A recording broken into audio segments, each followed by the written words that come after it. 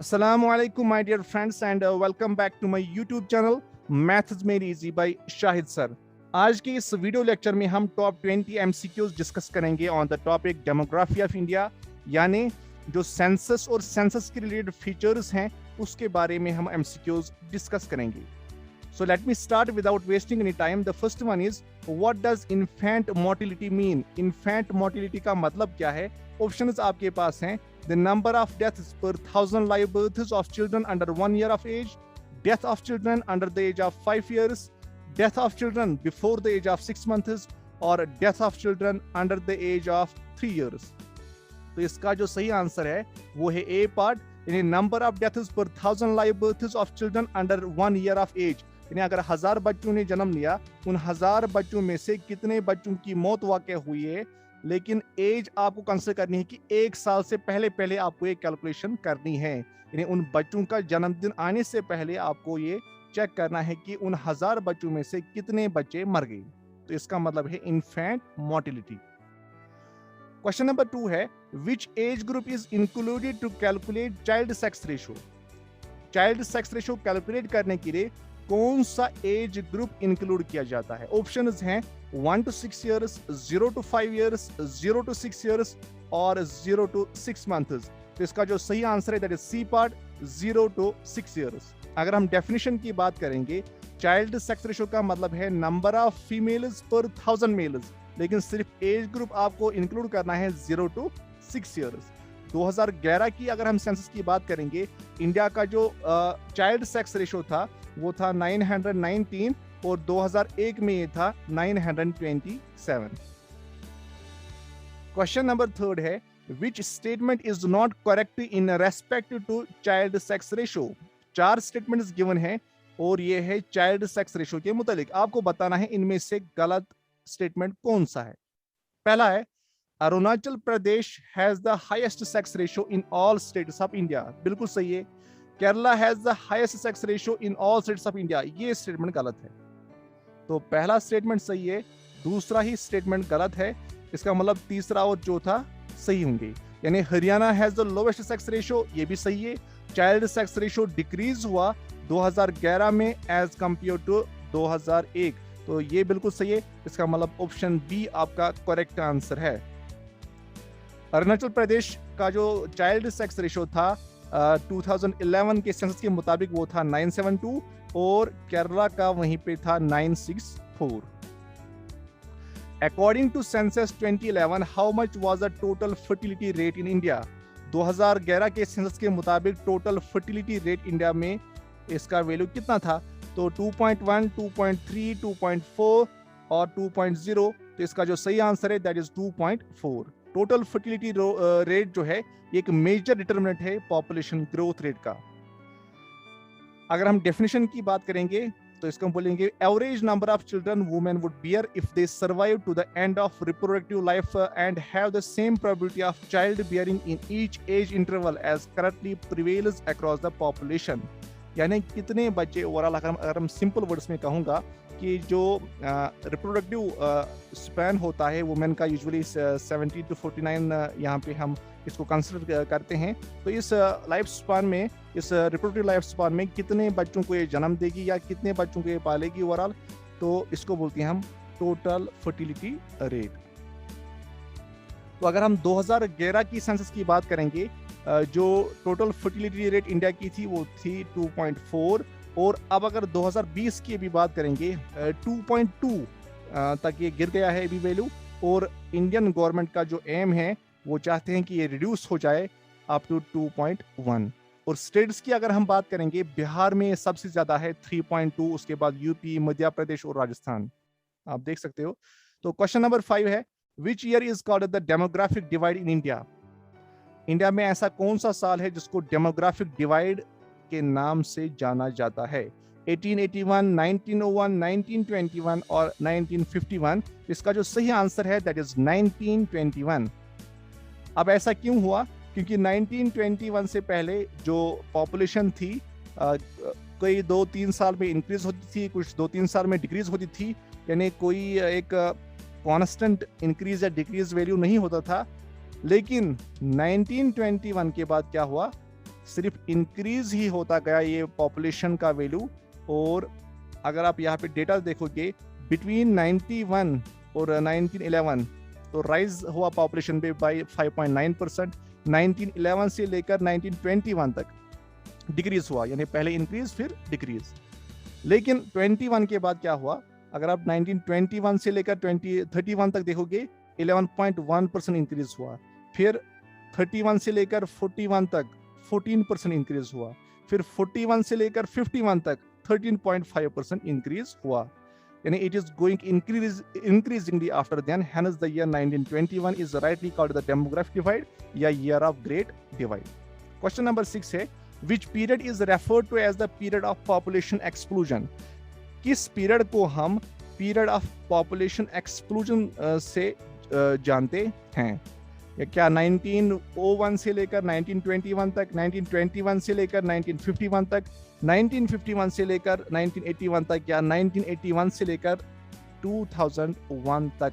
तो इसका जो सही आंसर है दैट इज सी पार्ट, 1951 से लेकर 1981 तक, यानी इसमें अब्रप्ट इंक्रीज हुई पॉपुलेशन इंडिया की, इसलिए इसको ऐसा कहा जाता है।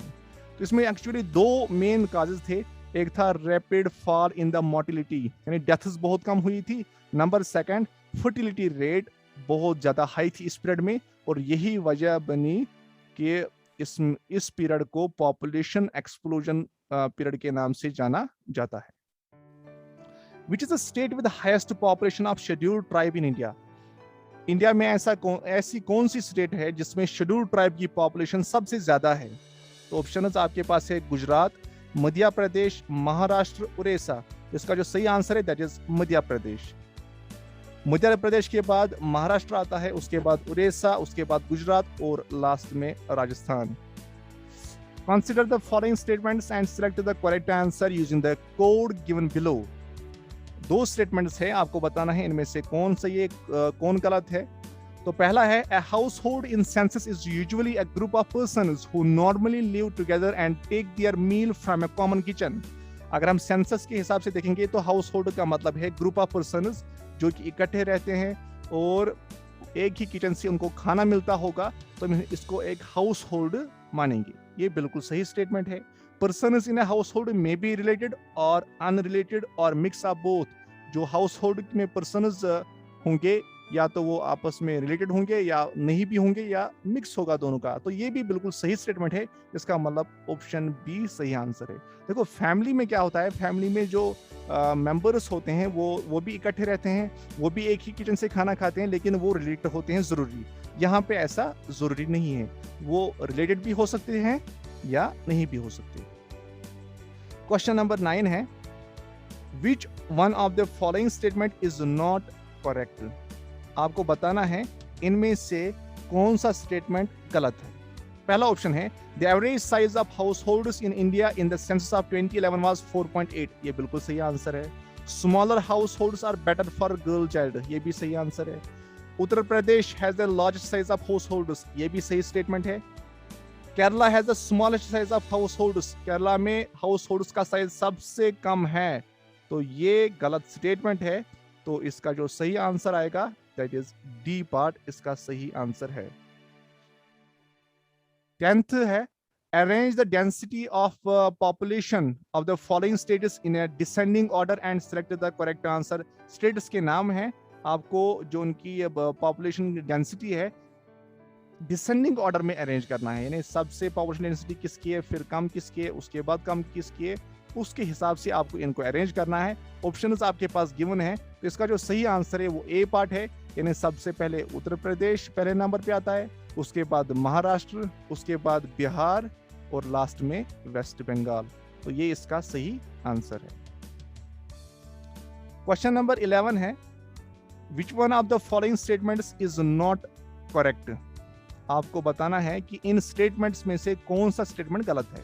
पहला है sex ratio is the number of females पर 1000 मेल्स, यहाँ पे मेल्स है, इन द पॉपुलेशन। ये ठीक है। The number of females in age group 0 to 6 year per 1000 males is in the same age group is the child sex ratio। ये भी सही है। The sex ratio in 2011 census was the lowest in the state of Haryana, ये भी सही है। In India the child sex ratio in 2011 was the lowest इन पंजाब, ये statement इस पे गलत है। देखो पहला जो ऑप्शन है इसमें सिर्फ सेक्स रेशियो लिखा है, तो इसमें एज ग्रुप का मसला नहीं है। दूसरा वाला जो था the number of females in age group this in the same as group is called sex ratio, ये तो सही है क्योंकि चाइल्ड सेक्स रेशियो में एज ग्रुप यहाँ पे मैटर करता है। और सेक्स रेशियो जो था मैंने पहले भी ऊपर बोला 2011 में सबसे लोवेस्ट हरियाणा में ही था, तो डी पार्ट इसका सही आंसर है, यानी गलत स्टेटमेंट है। क्वेश्चन नंबर 12 है consider the following statements and select the correct answer using the codes given below, यानी 4 स्टेटमेंट्स हैं, आपको बताना है कौन से स्टेटमेंट सही हैं, कौन से स्टेटमेंट गलत है।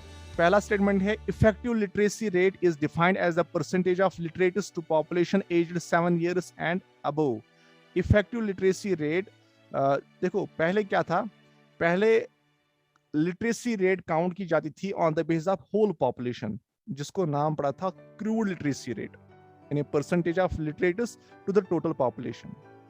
और उसके बाद क्या किया गया, बोला कि ये सही नहीं है, हम क्या निकालेंगे, क्योंकि जो बच्चे हैं जिनकी एज 7 साल से कम है इसको हम इसमें इंक्लूड नहीं करेंगे। तो वहाँ पे क्या इफेक्टिव लिटरेसी रेट वजूद में आ गई टर्म, यानी इसको डिफाइन हम करते हैं as percentage of literates to the population, लेकिन पॉपुलेशन में हम सिर्फ 7 साल के अबोव पर्सन्स को ही इंक्लूड करते हैं। तो ये दोनों स्टेटमेंट्स बिल्कुल सही है। थर्ड है work participation is defined as the percentage, actually यहाँ पे वर्क पार्टिसिपेशन रेट है, यहाँ पे work participation rate is defined as a percentage of total main workers, no ये गलत स्टेटमेंट है।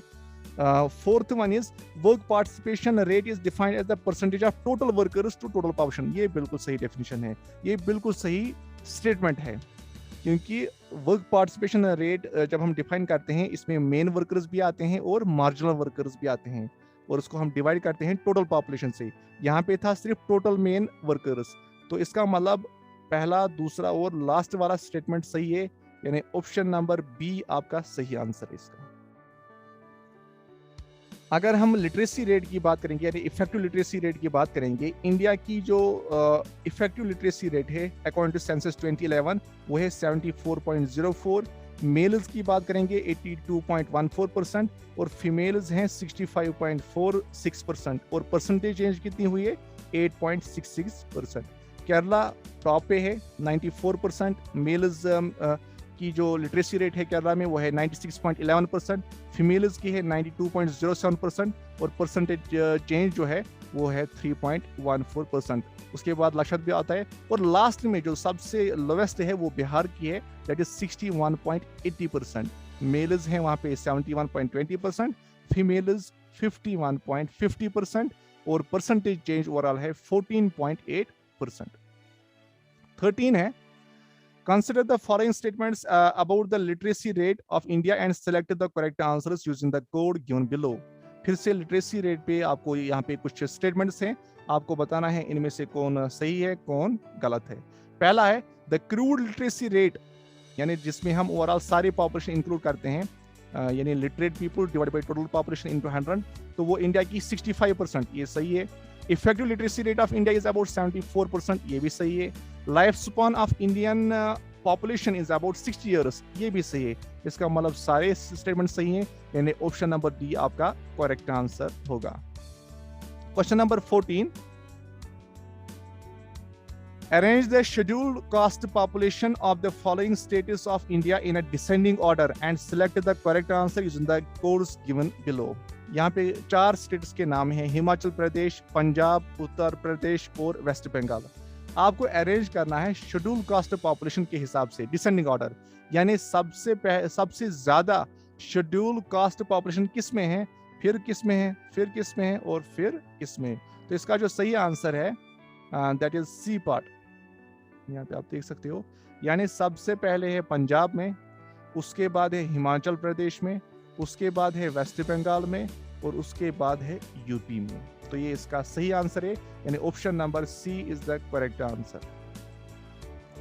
Question number 15, consider the following statements and select the correct answer using the code given below. फिर से statements हैं, आपको बताना है कि कि इनमें से कौन करेक्ट है और कौन इनकरेक्ट है। पहला स्टेटमेंट है literacy and education are the vehicle of socio economic transformation, ये तो बिल्कुल सही है, लिटरेसी एजुकेशन बहुत जरूरी है। Number second, education is an important indicator of human development, ये भी बिल्कुल सही है। Long term investment in education is not an expense, ये भी बिल्कुल सही है statement. According to the last global monitoring report UNESCO का है, India has the largest illiterate population in the world, ये भी बिल्कुल सही है। इसका मतलब चारों स्टेटमेंट सही हैं, तो ऑप्शन डी आपका राइट आंसर आएगा। क्वेश्चन नंबर 16 है, the literacy rate is lowest in which of the following states, in states में से किसकी लिटरेसी रेट कम है। ऑप्शंस आपके पास है हिमाचल प्रदेश, पंजाब, उत्तराखंड और वेस्ट बंगाल। तो इसका जो सही आंसर है, इन स्टेट्स में पंजाब की लिटरेसी रेट कम है। हालांकि ऑल ओवर इंडिया जब हमने बात की थी तो वहां पे बिहार आया था, लेकिन यहाँ पे बिहार ऑप्शन नहीं है। इसका मतलब इनमें से जो ऑप्शन सही है वो है Punjab. 17th one is here, the percentage of very senior citizens, यानी जिनकी एज 80 साल से भी ज्यादा है, तो वो कितनी है परसेंटेज। 0.3%, 0.5%, 0.7%, 0.9%। तो इसका जो सही आंसर है that is C part, 0.7%। Consider the following statements and select the correct answer using the code given below. The work participation rate in India is 42.8%. तो ये बिल्कुल गलत जवाब है। ऊपर आपने देखा, एक्चुअली ये है 39.3%। तो ये गलत है आंसर इसका, तो ये स्टेटमेंट गलत है। The rural workforce participation rate is 45.2%, ये भी गलत है। इसका मतलब इसका आंसर आएगा neither 1 nor 2। तो ये आप देखो यहाँ पे भी वही लिखा है 39.3%, तो इसका आंसर है option number D. Question number 19 है, consider the following statements and arrange the female literacy rates in descending order। फिर से देखना है, 4 स्टेट्स के नाम है, इनमें से देखना है कि फीमेल लिटरेसी रेट किसमें ज्यादा है, उसके बाद कम किसमें, उसके बाद कम किसमें, और लास्ट में कौन आता है। ऑप्शंस आपके पास है बिहार, जम्मू कश्मीर, झारखंड और राजस्थान। तो सबसे ज्यादा इनमें है लिटरेसी रेट राजस्थान में, उसके बाद बिहार में, उसके बाद फीमेल्स की बात कर रहा हूँ झारखंड में, और सबसे कम Jammu and Kashmir, UT of Jammu and Kashmir में। तो ऑप्शन नंबर ए आपका बिल्कुल सही आंसर है। Question number 20, the census commissioner under whose guidance the 2011 census has been conducted। जो 2011 का जो सेंसस कंडक्ट हुआ था उसमें सेंसस कमिश्नर कौन था। DK Sikri, JK Bantia, doctor C Chandramouli, doctor M Vijaya Nunni. तो इसका जो सही आंसर है that is C part, doctor C Chandramouli. तो आई होप कि आपको ये वीडियो पसंद आया होगा। जिन व्यूअर्स ने अभी तक चैनल को सब्सक्राइब नहीं किया है, सब्सक्राइब करें, कमेंट बॉक्स में जरूर अपना स्कोर कमेंट करें। Thanks for watching.